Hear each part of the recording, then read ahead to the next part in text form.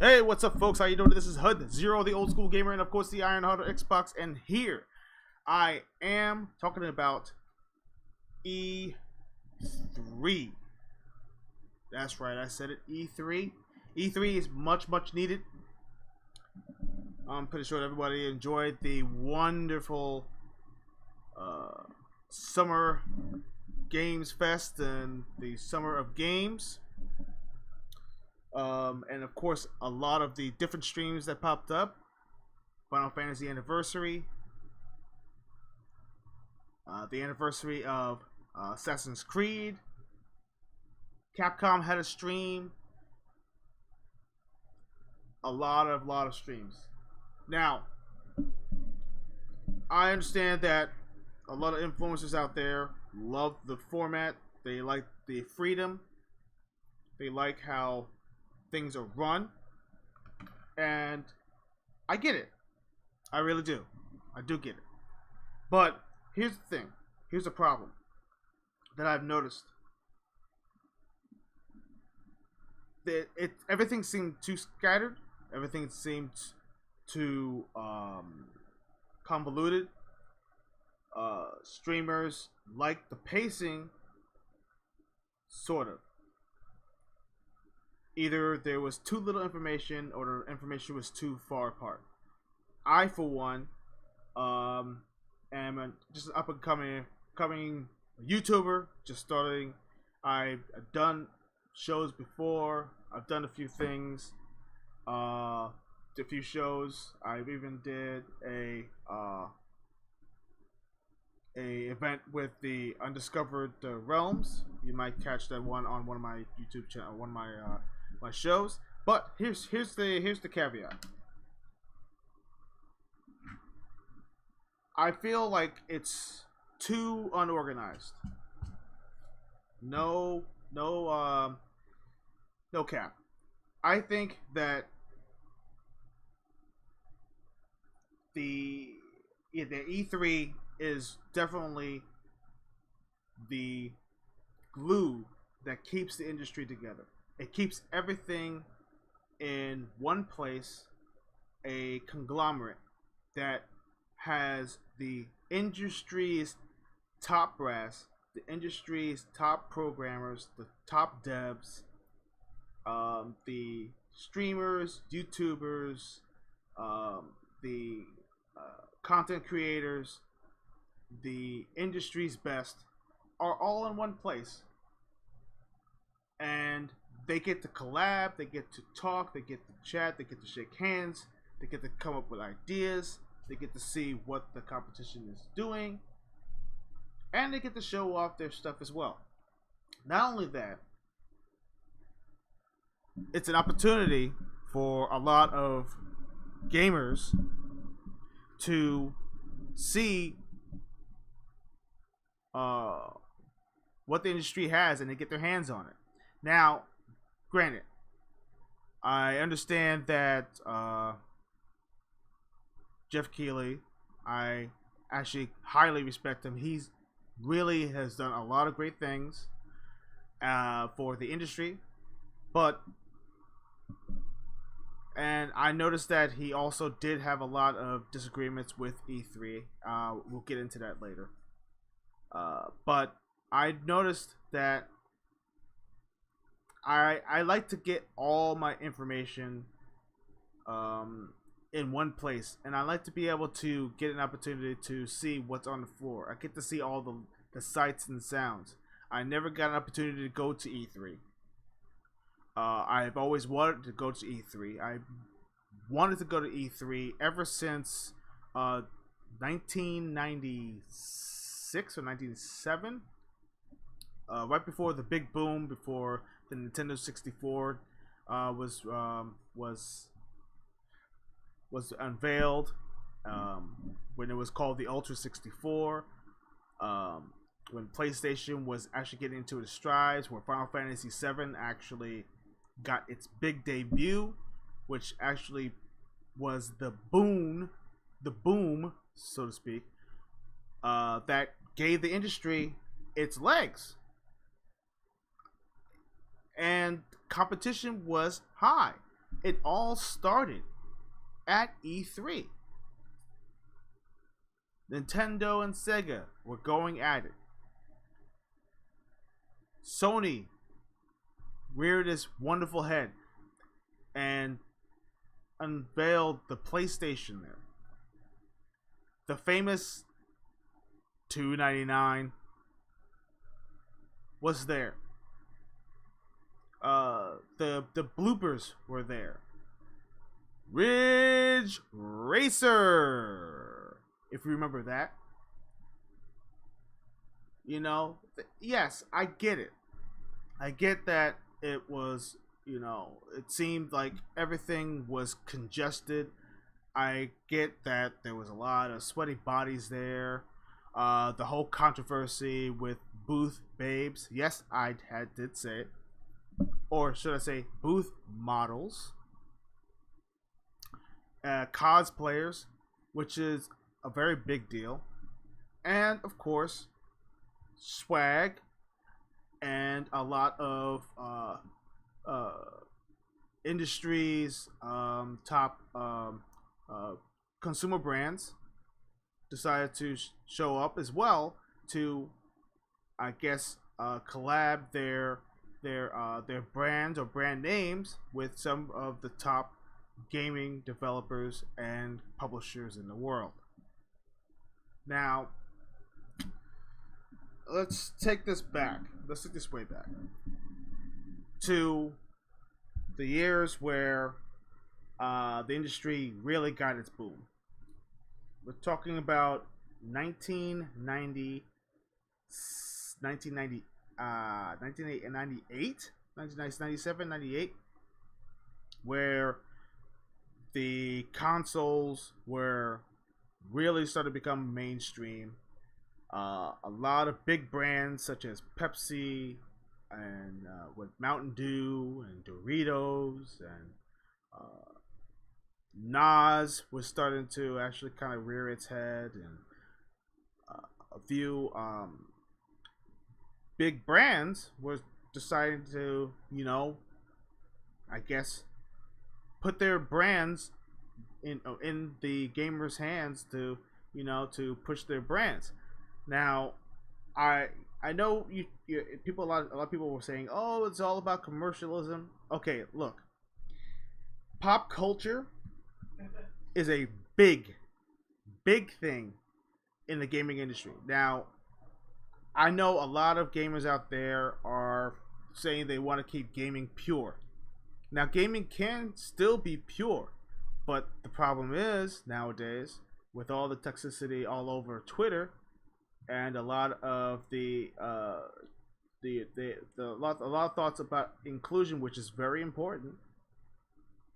You know, allowing gamers as a whole to be a part of the industry together as gamers, you know, not as enemies.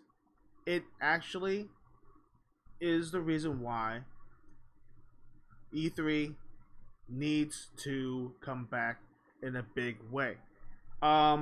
Let's get into some of my positives and negatives about E3. Let's start with the negatives. I think you should get the negatives out of the way because I think a lot of people have really gotten the idea that certain aspects of E3 puts a bad light, especially when it comes down to media and content creators and such. Everyone knows about the tragedy of, I believe, 2019, where there was a big data breach, and a lot of content creators had their information put out, you know, and exposed, and it was dangerous, and also it betrayed the trust of millions, well, hundreds of thousands of certain content creators out there, and it was a sad thing. It really was. I when I found out about it, I was like, wow, how could something like that happen? What happened to the security? what happened to the security? There was no security in place. There no control? I don't understand it. And from that point on, the downward spiral began. And not only that, it turns out that a lot of the rooms that some of the media needed were smaller, and they didn't. It was hot and congested, and a lot of the journalists didn't get an opportunity to get to their interviews in time, and the scheduling was all over the place, and there was too many of these secret booths and secret rooms, and you get to see footage, and some of the journalists were actually selective, and it was controlled. And not only that, the fun and pizzazz of some of these things, especially when it opened it to the public, it made things very congested. And of course, they did try to come up with a system that put a lot of a lot of things. They tried to make it, to schedule it as such, so a lot of the journalists and some of the content creators who are allowed to get in there to to try and to demo a lot of games and get to see all these different indies and certain developers, and get to chat with them and get to talk with them, get to shake hands. There was too many lines. The lines were too long. The list goes on and on. Those are a lot of the negatives, and not only that, the prices of some of the concessions were ridiculous. But I guess that's par with the course. And of course there was a lot of the events that were outside of the LA Convention Center. Yeah, the one that was closest was, of course, the Xbox. Was it the Xbox Arena, or the I'm sorry, and then of course the China, I think it was the Chinese theater, or I forgot where it was, that for the Sony. And then of course EA had their own event, which a lot of people felt it was unnecessary. People were outside in the sun. There's too many places to go. People were missing their meetings. So I'm just gonna get out of some, and not only that, the fun was gone. A lot of the fans, when they went there, they wanted to try the games, but there was not much else. And of course, I believe it was in 2000, it was a barren wasteland. It was like, I think it was 2000. Was it 2000? No, it was yeah, it was. I think it was 2019, 2020. Where it was like a barren wasteland. There was like barely anything in there. I mean, the show floor felt empty. A lot of the developers pulled out. Sony, hey, where were you? They decided they don't want to spend the money to do any booths anymore. They just said, okay, well, we might as well just do our own shows. And I get it, but hey, listen, I think Sony is just as much in the industry as Xbox, just as much as Nintendo. And Nintendo Treehouse was a great thing. It was fun. It was interesting. A lot of of course there weren't a lot of games to try, but I really feel that Nintendo should put a little bit more effort into giving gamers an opportunity to try some games. I remember when I was working for GameStop. This was years ago. I believe it was in 2007. 2007 to 2008. I think it was 2008. And I actually got an opportunity to go down to Texas, and I got a chance to meet Peter Moore and of course some of the other industry's best. And for the Xbox Expo, and then of course the Sony one, where I got to try out some of the new games, and Nintendo. Now Nintendo had I got an opportunity to play Super Mario Galaxy for the first time, and I believe there's a few other games that was over there. I mean, and that's when the Wii was the big thing, and I got to meet Reggie Fils-Aimé. You know, great guy, miss him. What a wonderful, awesome dude. Um, these are exciting things.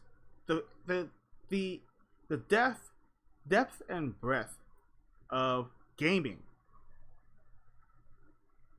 begins where there are people who are together as a family of gamers. Forget about console wars and all that stuff for a second, because I feel like that's another big problem. Social media is destroying the fabric of gaming. It is. I get it. It's a faster way to be able to collaborate and get together with people. I get it. And you know what? You have plenty of opportunities. You can go online and play with some friends on Steam, on Epic Game Store, and on Sony's PlayStation Plus, on Xbox Live, or Xbox Game Pass right now. You have an opportunity, but it's in gaming. The Twitter space is great for business, interactions and such, and you get to be able to put out a lot of your information and everything faster. But the toxicity and everything is actually flooding the airwaves, and it's tearing the industry apart. I feel like the opportunity to be able to see the gamers and to see the players and to see the devs and to see that they're human beings on the other side makes things so much better. I don't want to always have to see the people on a stream. Why? I mean, yeah, granted, there's no offense to any of the streamers. I believe that they should have plenty of opportunity to do that, right? But don't you understand that collaborations and meeting people is a very essential thing when it comes down to games and gamers. I mean, I understand that there's a new generation of children and a new generation of kids out there who are used to it. They're used to actually not really doing that. That the interaction is usually online or through Twitter or through TikTok or through Instagram and stuff like that. But here's the thing. Let's get into some other things that E3 could kind of meld both worlds. Yes, you should actually have an opportunity to be able to stream things, right? You should get the opportunity to stream things. But I think that if you're going to stream it, why don't you stream it with a little pizzazz? Have somebody strap on a GoPro or or something and get to see the show floor. Go around the thing, have it as a backdrop of some sort. Now, people who have the opportunity, there's a lot of people who have opportunities to who can get like gaming, and gamers to go there and actually see the sights. Now, in the background, you can see that you could be able to walk around and you get to see the what they build and how they put it together, and it's almost like a new world. The lights, the sounds, the people, the collaborations, people having fun, swag, you know, the you now we're talking about pop culture. Now, WB, very big. Harry Potter's coming out.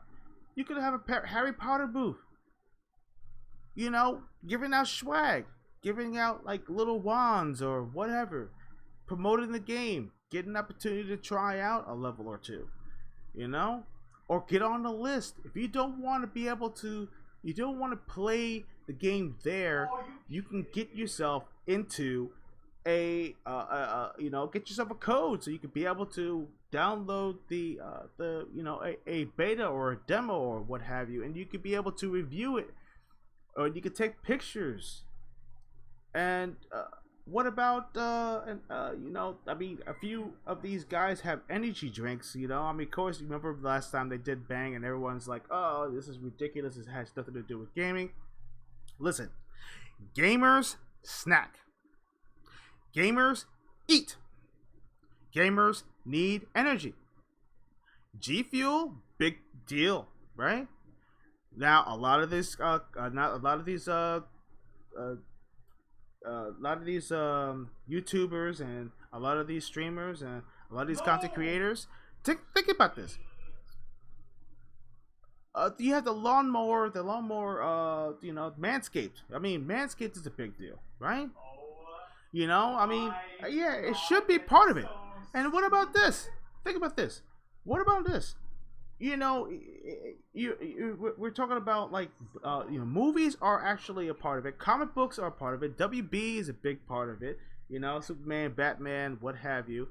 There's a lot of great games that are coming out. Gotham Knights is coming out.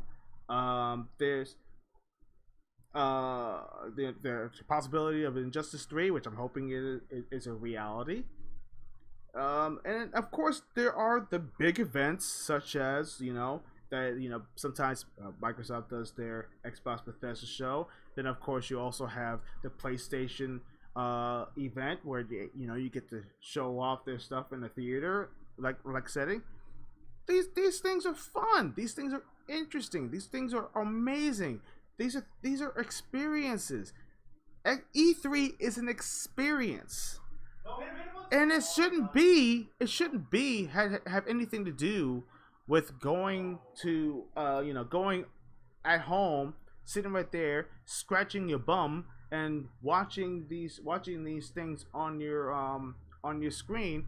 I get if you actually don't have an opportunity to go there, but there are so many streams out there. I can't go to all of the content creators' streams. I just don't have the time. And even though I do like a few of them, shout out to Boomstick, XL, shout out to RDX, and Cole Eastwood, and a few other influencers that I actually listen to. The IRL podcast, the Iron Lords, IL, yeah, there you go, Iron Lords podcast. The ILP. There you go. There's a correction right there. My bad, guys. And you got the,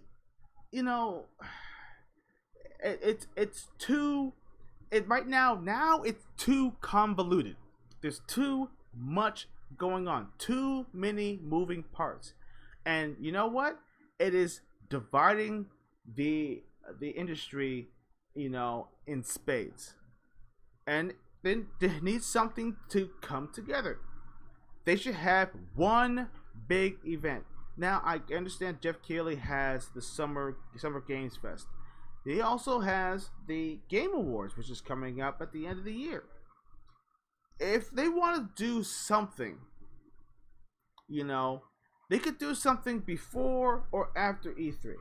If you want to do like extra things, extra events, or whatever it is, I think this is an opportunity. It's an opportunity for Jeff Keighley to get like some great interviews, to get some games that probably didn't show up on the show floor, or maybe it did and didn't really get much viewing. There's that, you know. Jeff Keighley can collaborate with like that. It doesn't. He doesn't. If he doesn't want to be part of E3, I get it, but I don't think he should like replace. It shouldn't be replaced. It has a place in the industry. You know, I for one, and I'm just going to be honest, I think this whole entire summer of games was a complete bust. And I'll tell you the reason why.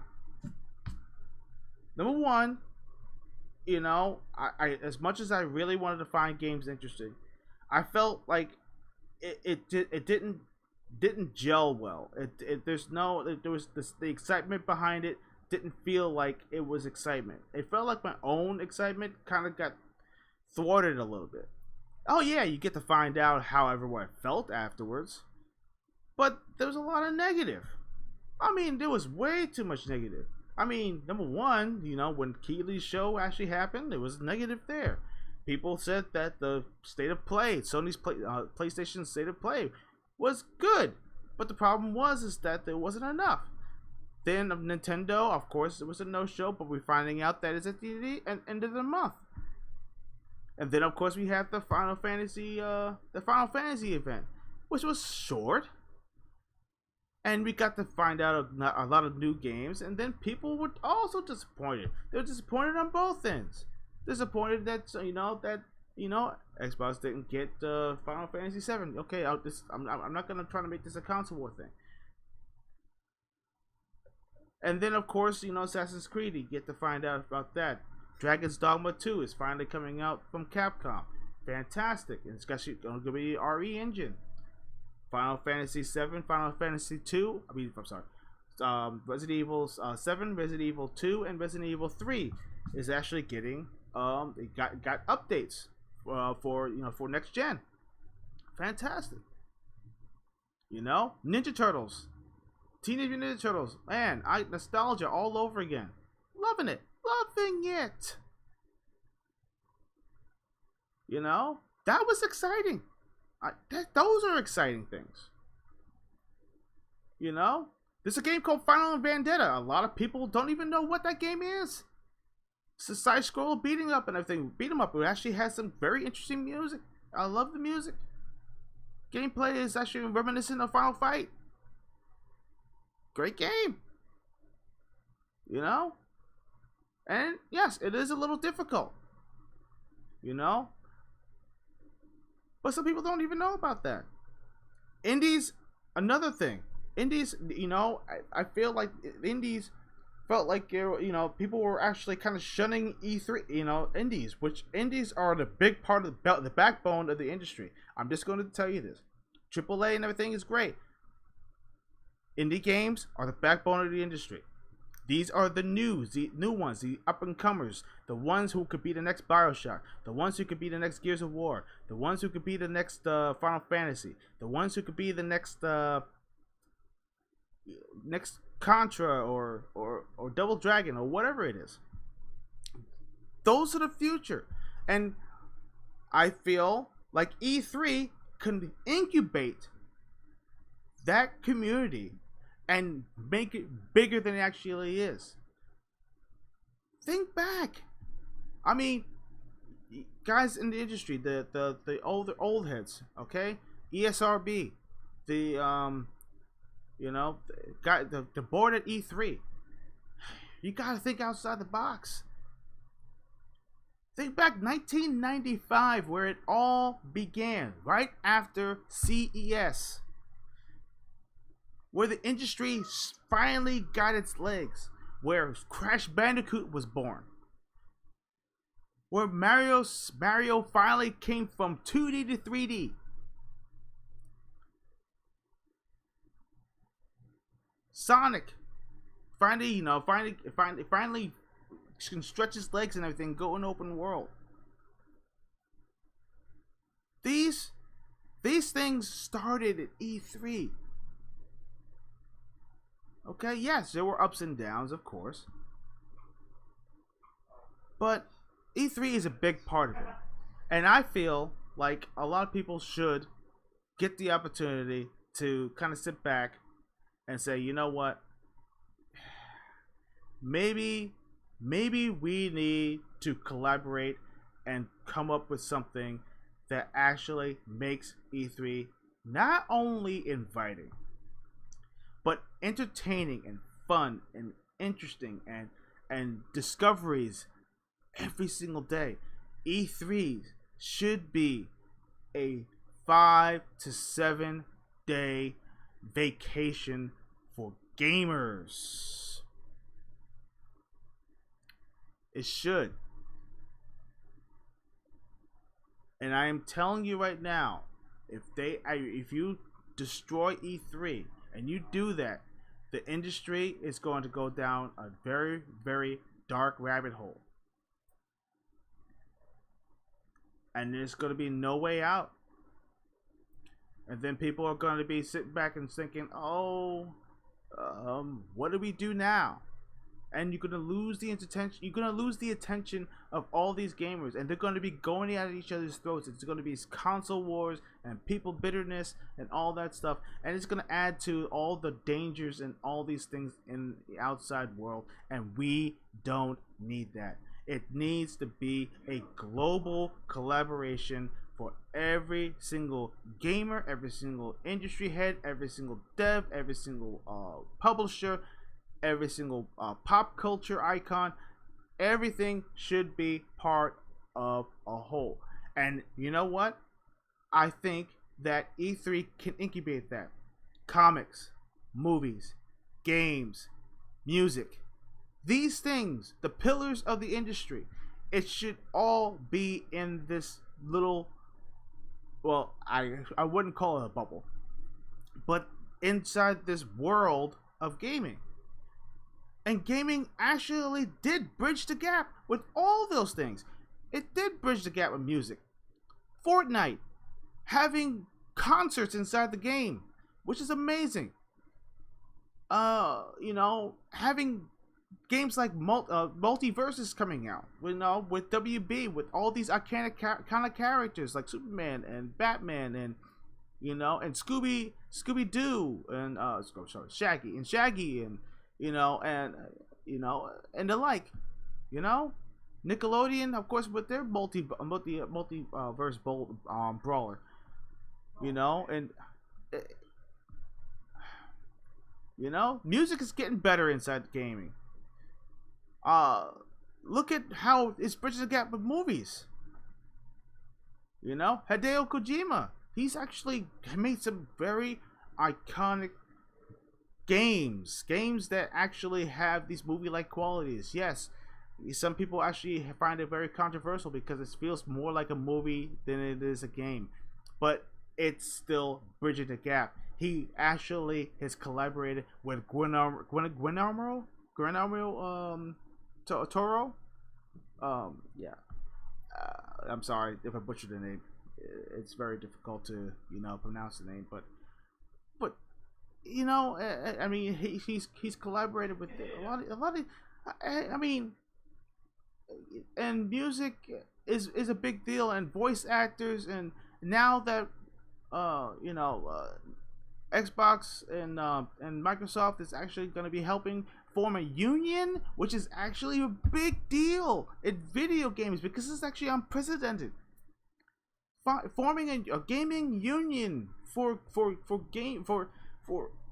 the gaming industry, big deal. And E3 and ESRB and can be a big part of that. But if you gotta take this chance, and you got to sit down at the table. You gotta sit down at the table right now and collaborate and talk and actually come up with these ideas and make it inviting for all the. See, the streamers, they lost their trust. You need to gain their trust again. And this is a big thing that I feel that needs to be addressed. So, my thoughts are my thoughts. These are a lot of my opinions, and I feel like if you look back to the days where information was only in magazines, shout out to the former guys from who did EGM or Electronic Gaming Monthly, uh, and OneUp.com, all those fellows over there, where I got all my gaming information from. GamePro, GameFan, I mean, Eurogamer, all these great memories that I used to have. You know, days of the arcade, days of the playing, you know, these video games on handhelds. You know, the Game Boy and the Game Boy Advance, and a few others.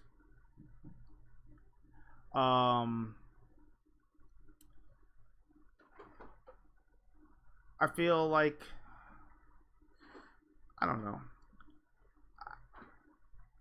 It's a sad state for a lot of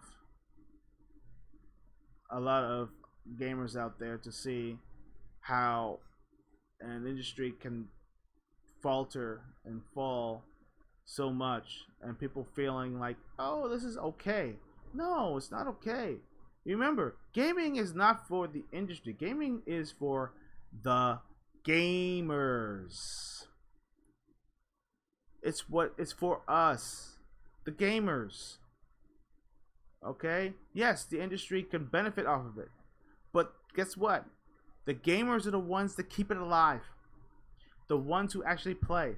The ones who actually used to sit outside in the blistering cold waiting for the new game when come out in midnight, and when the new console gets released, who waits for the next E3 to find out what new games are going to be released.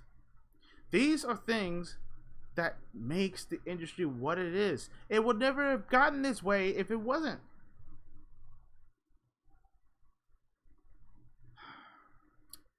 So that's all I have to say about that.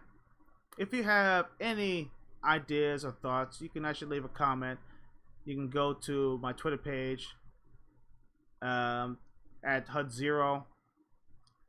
That's HUDXERO. And you can also leave a like and also subscribe to my channel, because I have some great content that's coming up in the future. I have a lot of things that are could be cooking up. Of course, I'm not going to be doing a lot of serious things like this and everything. I'm actually going to start lighting things up. I'm going to have a little fun with it. So you're going to see it in the upcoming weeks. So please stay tuned with that. And also, maybe you'll get to see me online if you actually wanted to play with me a little bit. My gamer tag is HUD0. That's just how it's spelled. HUD space XERO. And come on by, and maybe we could play a little bit. And I think Ninja Turtles just came out, and I think 6 player, so I'm actually gonna get back into that. Yeah, it's a short game, but you know what? It's still a heck of a lot of fun. And of course, if you actually like fighting games, I'm actually into Killer Instinct, and I have King of Fighters. I have quite a few fighters. You can actually jump on there too, and of course, you can jump on to Halo Infinite. I'm actually gonna get back onto that as well. So anyways, I just want to let you know that I love you guys. I love this industry. I think gaming has a lot of potential to grow even bigger than it already is. You gotta give it a chance.